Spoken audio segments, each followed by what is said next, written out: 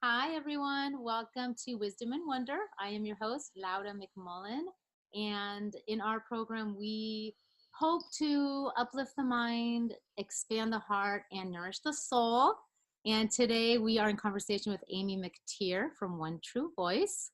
And Amy is a musician, a mentor, and a spiritual activist, and also a certified heart math trainer, certified sound healer, certified neural optimal trainer, and life coach.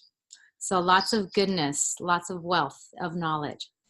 So welcome, Amy. I'm so happy that you're here in the program. Thank you. I'm so happy to be here. Excited for our conversation. So you do a lot, and I would love to just kind of get a sense of your journey of how did you come to become interested in the work that you're doing with One True Voice? What's kind of been your trajectory to where you are today? Wow. Okay. So that's a great question and a big one. And it really stemmed out of a very personal desire to, you know, before I leave this world, be fully expressed. Be fully in, be fully myself. Be full, have my one true voice be the voice that I speak out into the world. And, I'm also a vocalist, I'm a singer, but I wasn't always. So the kind of the restrictions that I felt were, just metaphors for, deeper restrictions on being able to fully be me in the world. And that goes way back to childhood. So, but this came to fruition out of, just a desire, like just in my own work on my own self-development. Just a real desire to be aligned with that, and so, and then it really grew from there into something tangible, and to me helping other, supporting other people in living according to their one true voice as well. Mm-hmm. So it's kind of been this longing, sounds like a longing just over the lifetime of wanting to kind of fulfill your mission and purpose. And Right. Why am I here? What am I here for? Why, what are we here for? What is this about? What's the, I always was, even as a really young child, just looking for, kind of the deeper meaning, or why, why are we all here and suffering? What's the purpose of this? yeah. So yeah, I would say yes, a kind of deep longing to be, at peace and feel like I belong on the earth. And that wasn't always how I felt, Mm-hmm. Mm-hmm. And it sounds also like delivering your gifts. You have this artistry, and it sounds like part of the stirrings have been, how do you use your gifts? How do we all use our gifts to contribute to make the world a better place, to be fulfilled on a soul level? I share that longing intensely. So I hear you. And I love on your website that you focus on helping people connect with the inner voice and our intuition. And maybe we can talk a little bit about just your experience with with the inner voice, and then so why is it so important, and then also what gets in the way of us actually accessing that kind of one true center course element, authentic self. Why do you think it's important to access it, and what might get in the way for us? Well, I think it's important for us to access it because I truly believe that each one of us has come here to make a specific contribution, and a very unique one, that it's unique to each of us. Each of us kind of has a piece that creates a whole, that creates a healed whole world. So, and I think that, that contribution comes from the inside, the discovering of that, the finding, the growing into that, really is really such a deep inner journey, and when we don't do that, I feel like, which is really it's what's happening in the world today. It's not our cosmology, you know, that's not what we do generally. We generally, you know, we conform to fit in, you know. So, and I think on a very deep level we do. I mean, a lot of people would probably disagree with that statement on the surface, but I think that in truth, you know, we really do. We kind of like, we think we have to kind of go along to get along. And so I think that, you know, that segues into your second question, you know, what gets in the way? I think that really on the deepest level, it's cultural myths, you know, that teach us that this is, you know, and these are unspoken teachings that get handed down, you know, in a sense, they're like implied. It's a dangerous world, you know, you have to go along to get along, you're separate, you know, to stay safe, you know, you have to follow the, you know, the course. And I feel differently than that. I believe something very different than that. You know, I believe that it's incumbent upon each of us to find, you know, to kind of grow into who we really are and to bring that self forward. And in doing that, we make our greatest contribution, you know, and we heal ourselves, you know, we refine ourselves at the greatest level as well. You know, we feel the best. It's a win-win, like all around. Yeah, I always think about when, you know, I know for myself, like in my journey, when I have been the most kind of disconnected or like unfulfilled, you know, like when I have felt like really unfulfilled in my life, it I feel like it has to do with this piece. It's like in some way, I'm not really being true to who I am. You know, I'm doing something that I think I should be doing that maybe seems like a good kind of pathway, but it doesn't totally align with my own, you know, my own kind of passions or interests. And so I think I'm with you in agreement around some of the discontent I think that we see is because we're not connected Right.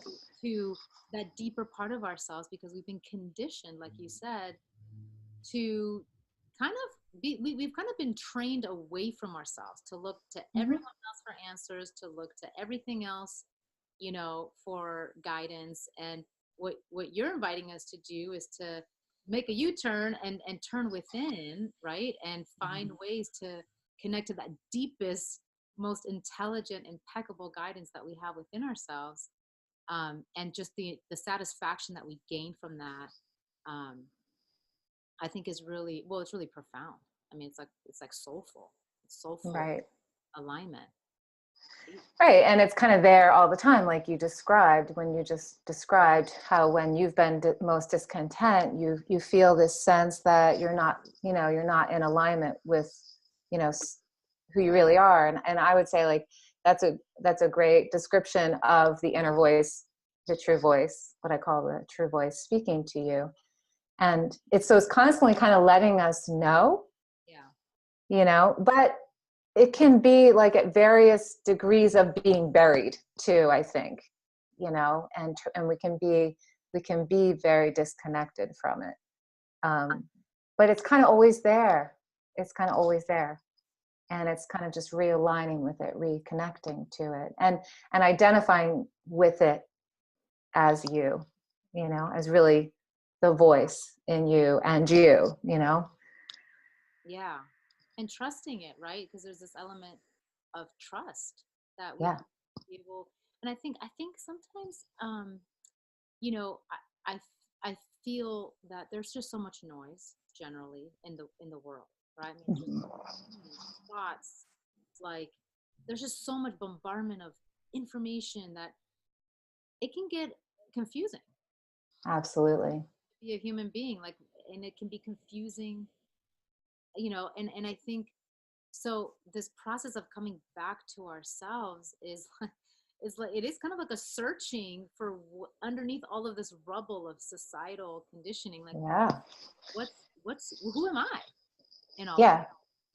Yeah, and what's the right thing to do? What am I supposed to be doing here? When you put children into situations in schools early on and say, okay, you have to sit there on your carpet square and not move, and you have to get in line, and you have to, everybody do this, you know, obviously, and then you get rewarded. You reward the child when they do that. So obviously we grow up and it goes against our conditioning to go against that, you know, to go against these outer kind of dictates. So obviously it, you know, it really is kind of like very confusing and troubling. Well, I thought to be a good person, it meant this, you know, it meant to be quiet and sit in my carpet square and not move and, you know, and say nice things. And, you know, and then people are unhappy or unfulfilled or ill, you know. So, you know, it's like, that's kind of what, you know, I do a lot of writing about. And I have a book and I have articles, you know, that I've written on this to kind of just reframe, in a sense. It's like reframing our kind of our cultural myths. You know, so in my book, I actually did that. Like, here's to me the 4, you know, top cultural myths that keep us from our, you know, living according to our one true voice. And here's them, you know, flipped, and here's the way I think I see it. So I think if we don't do that work, then we're just kind of working against subconscious programming, which is very difficult, very, very difficult, you know, to do, because our subconscious mind is so vast and our conscious mind is so small in comparison. So, yeah, it's definitely difficult. Definitely. Can you Yeah. talk a little bit? I'm so curious about these 4 myths. So in your book, you talk about 4 myths, and then that get in the way, Mm-hmm. and then how, if we were to flip those, what would that look like? That then encourages the connection with self. What can you talk a little bit about what those are? I can. Or Um, not to be revealed until you get the book. well, I can talk. You Or know, maybe like one. okay. So, um, yeah, let me just pull this up, actually, if you don't mind. No, please. So, While you do that, I actually printed out a poem, part of a poem from your website about why we're here. oh, okay. I want to read that if I can. Is that okay? Sure. Yeah, I would love it. Okay. It's the second part. It's a beautiful. Um, Amy's website is amymctear.com, and there's really beautiful videos throughout, and one of them is this poem, but you know, with different people in it. But I would just read the second part. We are here on a mission. We are here on duty. We are here for mastery, excellence, and beauty. We are here to heal from our temporary amnesia and remember our purpose as human beings, to assume our role in the universe's great one turning. We are here to take chances and claim what matters, to let inner vision inform decision, to fail, begin again, and revision. We are here to free the dreamer inside, to thrive, to rise, collaborate, cooperate, and actualize. We are here to fill our own shoes, create the world we would choose. Let the beauty we love be what we do.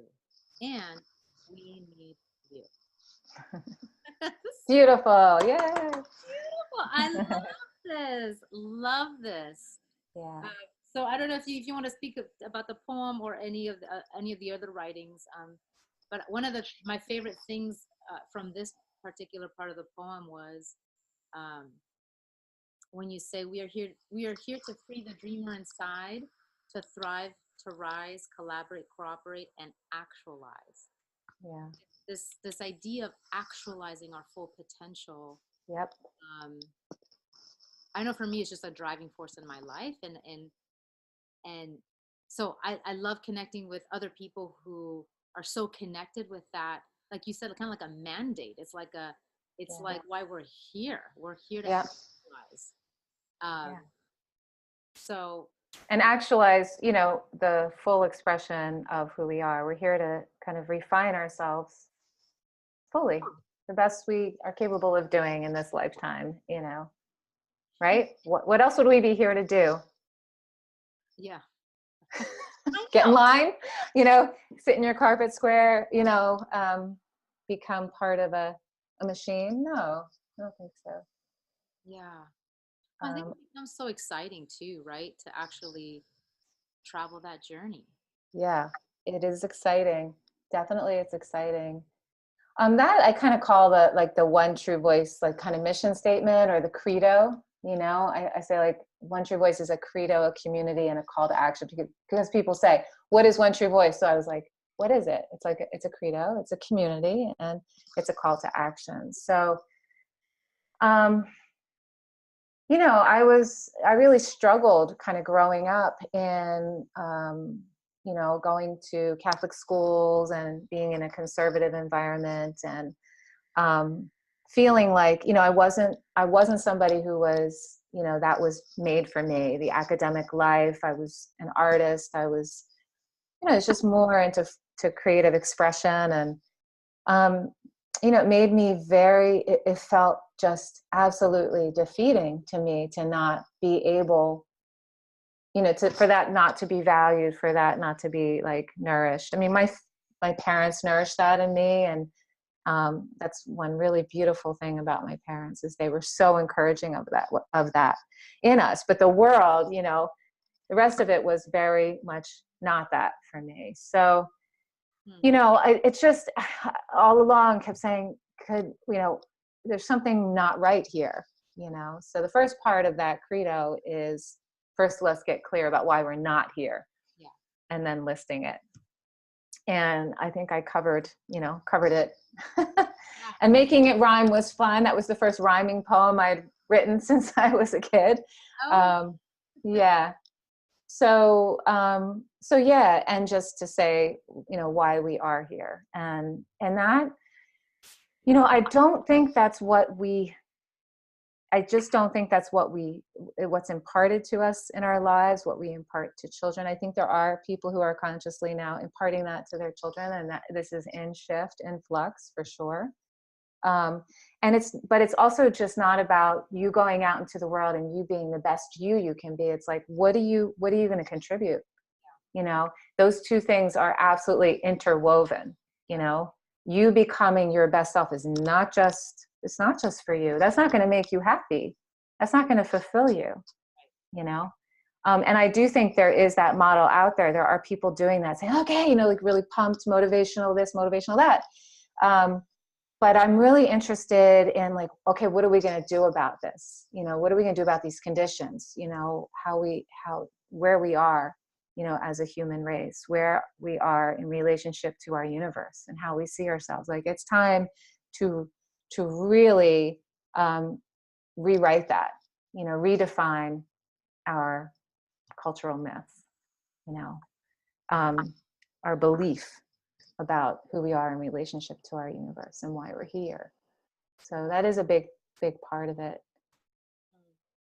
You asked about, like some of the tenets that, like, I feel like are part of our cultural myths that I feel, are very defeating. And the one would be that we're separate, that we kind of have like a fixation on how we're separate. We define ourselves in so many different ways. We really see the distinctions between us as opposed to the things that unite us. We really have a you know a cosmology of being separate from our environment. Like we really act as if what we do doesn't affect our environment. You know, and it's very hard to go against that because it's very much woven into how we live. So I struggle with that myself. I'm like, wow, okay, I'm throwing this out, but it's going into the river, but I'm throwing it out. So I don't know what else to do with it. Yeah. It's tough. It's tough. It's a deep issue. And I think on very many levels, we separate. So, by belief system, by gender, there's just so many different ways that we separate. And I would say then the corresponding kind of new tenet would be, we belong. You know, we belong, like, and even with a lot of the heart math work, right? We're seeing that there's an interconnected field, and that we're always feeding the field. No matter what we do, we're feeding the field. So heart math, you know, their thing is like, what are you feeding the field today? You know, so if you really were to like rise above and look down, you would see that we are absolutely so interconnected. You know, I have, you know, what I say to you just ripples out, you know, if I, you know, it's like, even when we're in traffic, you know, any of those like energies we send to each other or emotions, you know, they get taken and carried down and carried down. You know, and I don't think I have to describe how interconnected we are, you know, with our environment, with plants, animals, all other beings, you know. So, but to walk around feeling like we belong, like I belong here, is powerful. Yeah. Actually belong to this. I'm here for a reason. Like I'm here on a mission. I'm here on duty. I'm here for mastery, excellence, and beauty, you know? And to say those things and to feel that on a daily basis, rather than walking around feeling like I don't have enough, I can't make it here, you know, I'm not doing the right thing, you know, all the things probably that go around in most people's minds, you know. I'm different, I don't fit into this group, I'm the only one that didn't get called on, you know, whatever it is, I'm separate.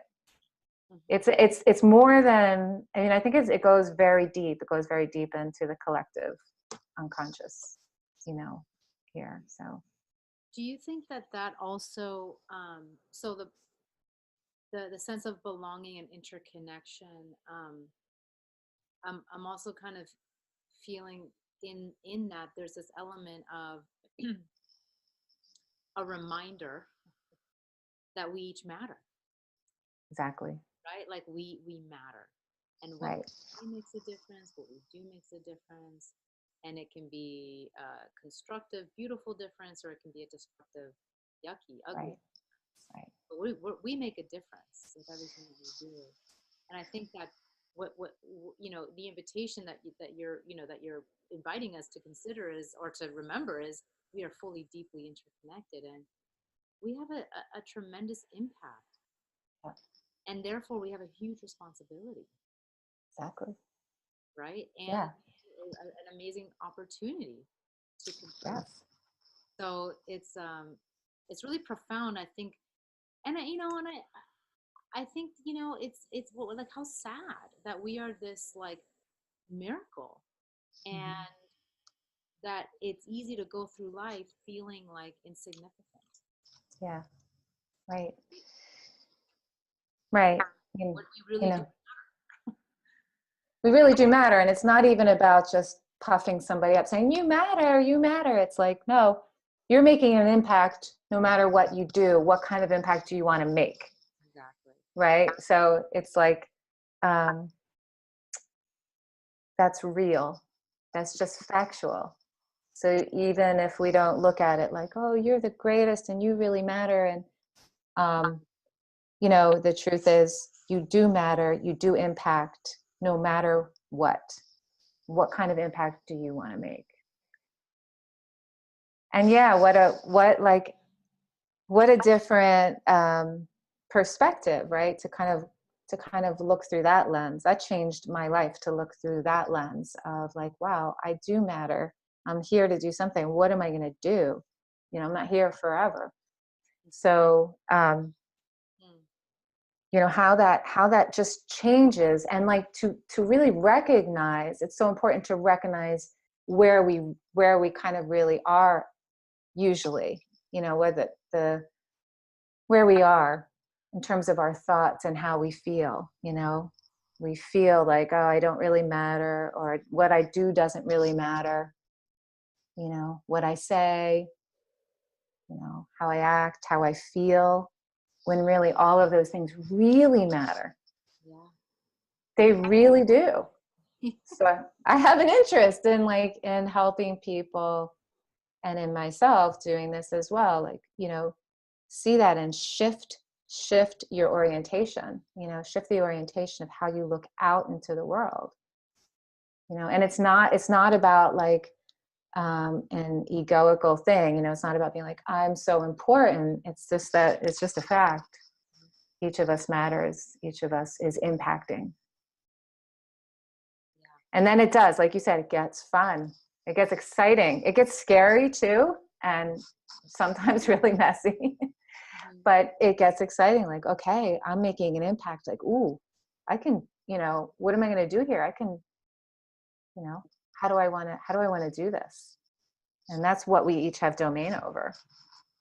That's yeah, And, and that connects us to our creative capacities, right? To right, actually create and work with the intelligence of life in the universe to actually have vision and intentions and move towards them and create a positive impact, like you're saying, deliberately.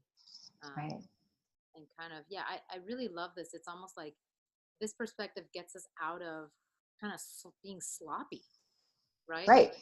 sloppy and Careless, yeah. being And kind of careless with our, with this gift of being alive, really, to put it, yeah, you know. totally. And then comes the like, well, how do you know what voice inside of you to listen to? Because Mm. every one of us has many in there. I always say there's like, you have no idea how many are back here. Like there's like me, and then there, you know, there's a lot of us in here. Um, so you know, that's been my interest too. Is like, you know, there's the mind, and that's kind of monkey like, Hmm. you know. But how do we know, and how do we know what to listen to? And a lot of people, I think, understand that question and feel that, you know, I don't know which voice in there Yeah, is the right one. totally. Because there's we again have been conditioned to have like a self-critical voice, right? Like there's Mm-hmm. the self-critical, the doubting voice, the Mm-hmm. I don't think so, that whatever, just the kind of like naysayer voice. And Mm-hmm. we have our intuitive like cheerleader, you could do Mm-hmm. this, kind of the subtle guidance. How do you in like your coaching practice, how do you help people decipher, or what can we do when we have multiple voices that we're kind of aware of? How do we try to like decipher the one? Right. Yeah, exactly. So I have many strategies for that. And one of them is like almost like imagining like you can line them up on a stage, you know, look. And so you have that, like you said, that the harsh inner critic, right? And you start to get to know them. You know what the, you know, I get people to kind of express that voice, write it down, notice when it comes up, notice what it says. It has its shtick. It doesn't really, you know what I mean? It has its thing. And then there might be, like you said, another character in there. I call it like the cast of characters, you know? And getting to know them also kind of is helpful to know the crew you keep, you know, who's in there. And, um, and then there's just something about how when we hear that inner voice, the one what I call the one true voice, like how it feels. There's something about how that feels, um, that I sort of have found that people understand that it's like there's an ease about it. Um, And, you know, what's interesting and what one of the things that really drew me to the heart math is in all the years I was really trying to define, you know, what is this one true voice and how do you find it? How do you stay and live aligned with it? I found like I could feel the quality of my one true voice, you know, it was kind of plain and matter of fact. It was not emotional, you know, it was straightforward and it was clear. I couldn't always hear it with the noise of the, you know, the other characters in there. Um, but what's interesting is in heart math, you know, the Heart Math Institute has really discovered that the heart has an intelligence of its own. As you know, you're a heart math coach too, right? Yeah. So the heart has an intelligence of its own, and it's actually sending 90% of the messages to the brain first. And that this heart, the field of the heart is far larger than that of the brain. And when you connect to that intelligence, that to me is the one true voice. So there's certain techniques that Heart Math Institute has created that help you, like for instance, freeze frame, help you, kind of get the wisdom of the heart intelligence to, when you have something that you're struggling with to figure out, when you have a lot of voices in there, a lot of confusion. And I find that I was like, this is the one true voice. It's the same intelligence, right? So the mind has a lot of conditioning. There's a lot going on in there. There's just all over the place. And the heart, when you can really access the intelligence of the heart, it's very clear and very simple.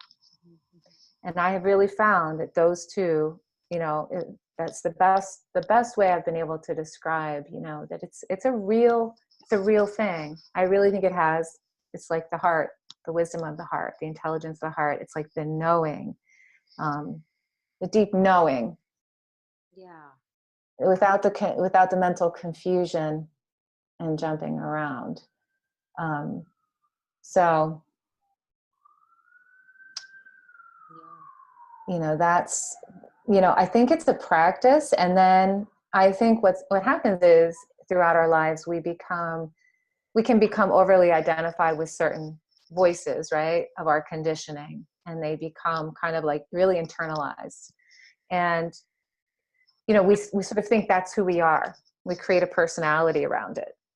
And I think when you start to like listen for something else and feel into something else, like the one true voice, and you start to identify with that more, and those kind of become like much smaller, much quieter background characters. They don't always go away, but you're not as identified with them. And I feel like as children, we were identified with this one true voice in us, and then kind of conditioned out of it. And so then I feel like there's this return that we have to do, in order to align ourselves with it and be able to trust it. And for me, it is the most trustworthy of all of the inner guidance, Absolutely. Yeah. I mean, I can't even, I feel that everything you've said resonates so deeply. And um, I can't imagine traveling this journey without um, connecting with and, seeking counsel from the inner wisdom, the heart intelligence. Um, because like you said, I have developed, I've developed this relationship over the years, and I've come to trust it fully and completely. And it's amazing to me how it's like it's easier to navigate life when we can actually just get guidance. And it could be like minor stuff or big stuff, but it's just Right. if Right. we can develop that relationship, then we can really um, we can rely on it to support us Yeah. in our life journey. Mm-hmm. And the subtle simplicity and the matter of factness, it always makes so much sense, and it always feels right. And it's like, oh, Right. right. So then there's like the trusting of like, okay, like this is what my heart's telling me. Now let me trust that. Yeah. And that takes, I think, experience, right? I mean, wouldn't you say for you, it takes experience with it. You try it out. You're like, okay, I'm going to go with it. And it feels like, usually at first, it feels like such a huge leap, a risk to do it. When in reality, like you said, it's the easiest. Like I was really, I found it really interesting that, the intelligence of the heart for me is like, I said this a minute ago, but I just wanted to kind of say this, elaborate on this slightly. It's like, it's not my emotions. It's not emotional. It's actually this, like, it's almost emotionless. It's just pure. It's just like matter of fact, like, do that, do this, you'll be fine. That's kind of the tone of my like one true voice of the intelligence of my heart. It's not like, oh my God, it's not all tortured and like, um, which is, we kind of like, people get that. I'm saying that because I think there is that confusion out there that the heart is like this tortured, impassioned, Gushy. gushy, like, it's, Mm. I have found it's not. It's actually the opposite. It's just like, so boom, Oh, you know.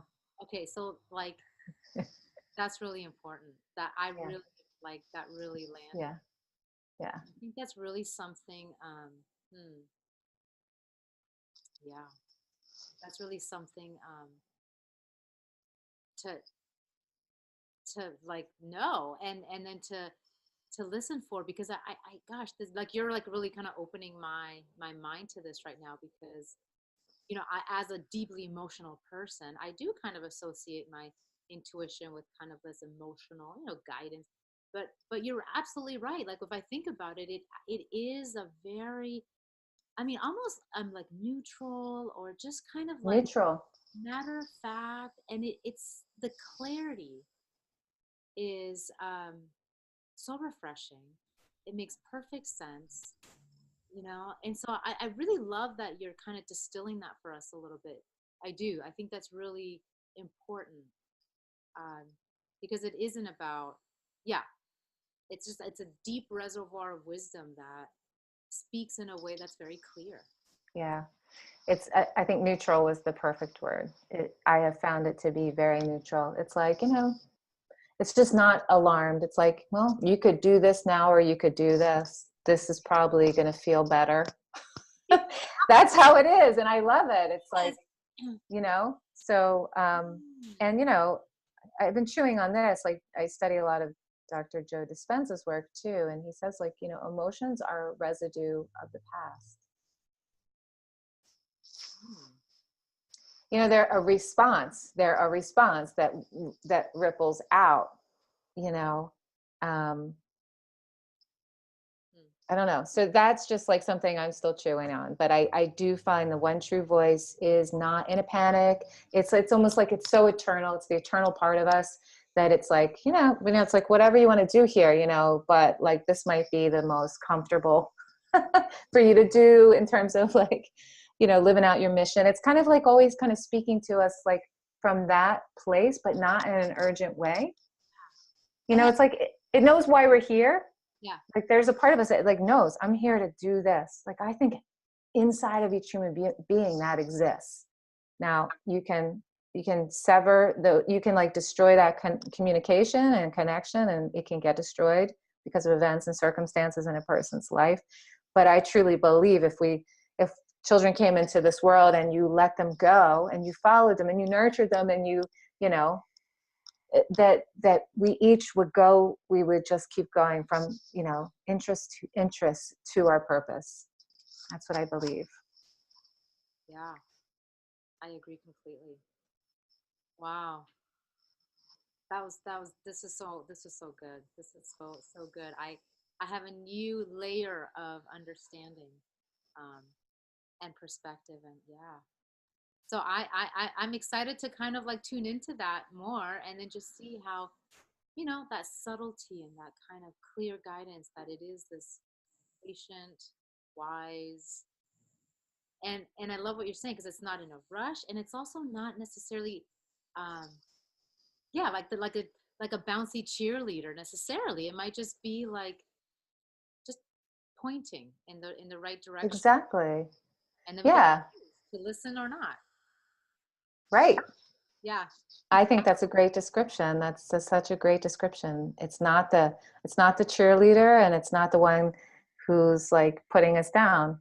It's not the it's just there. It's just this like consistent burning flame that's just like, you know, you got a purpose here, I don't know, you're going to get to it in this life. This is, it's like, it's always whispering, here, go this way, do this, I want this, that looks good. Let's explore that. Ooh, that makes me feel warm and good. Wow.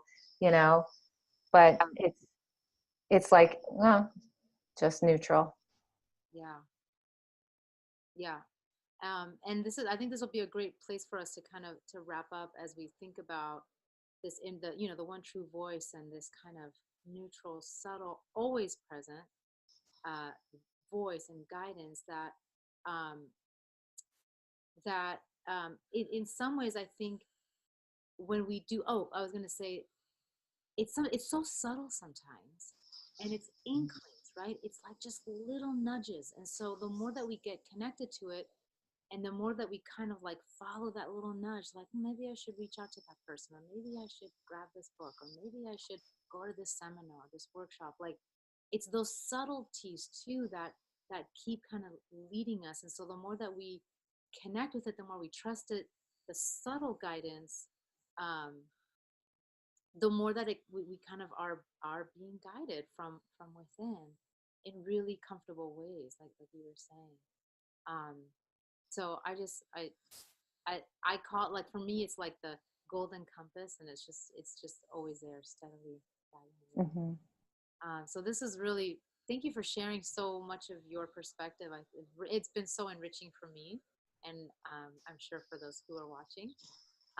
So, and I know as we wrap up, you have several different things that you offer for your kind of offerings in the world. Maybe you can, for those who might be interested in working with you, how do they find you? What are some of your offerings? Um, Yeah, this has been great for me too, Louder, by the way. Super wonderful. Love to talk about this, and especially with someone else who's, particularly interested in the heart and the heart mouth work. Yeah, I mean, there's plenty of ways to. I have a lot of free content out there. I do a lot of writing on Medium.com under my name, Amy McTear. And just, like I was thinking as you were talking, there's an article, how to recognize your one true voice, where I kind of really kind of go into just this, how do we recognize it? How do we find it? What is it? Um, you can, I do events locally and regionally that kind of are musical events and incorporate, just kind of there to support each one of us into coming into our one true voice. And then there's just how do we, there's this one true human voice too, and what are we doing here, and what do we want to create? And those are some really beautiful events. I am a life coach. I'm a neurooptimal trainer too. So for anyone local, I do neurooptimal neurofeedback, which is just, I just was looking for the best tools to help, help each of us really kind of clear out the things that get in the way of us just being completely who we are. And that form of neurofeedback is really, really incredible presence training tool, so that you actually have access to more of you instead of being completely activated. But that would be something you would have to kind of be, somewhat local to receive. And then I do work with people, I do life coaching, and that, is available to anyone. And I do have a course too online that you can find from my website called Upgrading Your Innerverse, which is a really thorough course. So when you have a goal and you want to make a shift, it's just a really, really helpful way of finding out what the voices are that are in there that are creating, that are obstructing you from being able to achieve this goal, and then rescripting them. And then, I have a certain way of helping you reprogram your subconscious mind with them. So, but definitely check out my site. There's definitely a lot of, different ways you can interact with me there. Yeah, amymctear.com. Yes. Such a wealth of knowledge, and you have so much that you're offering the world. And truly, I'm so grateful for you, for your part in contributing to the evolution of our consciousness and humanity. Yay. Thank you so much. Yeah, thank you so much. All right. Wonderful. And yeah, maybe our paths will cross in person. That would be great. I would love that. Awesome. Well, thank you, Amy. Have a wonderful rest of your day. All right. You too. Thank you, Laura. Bye-bye.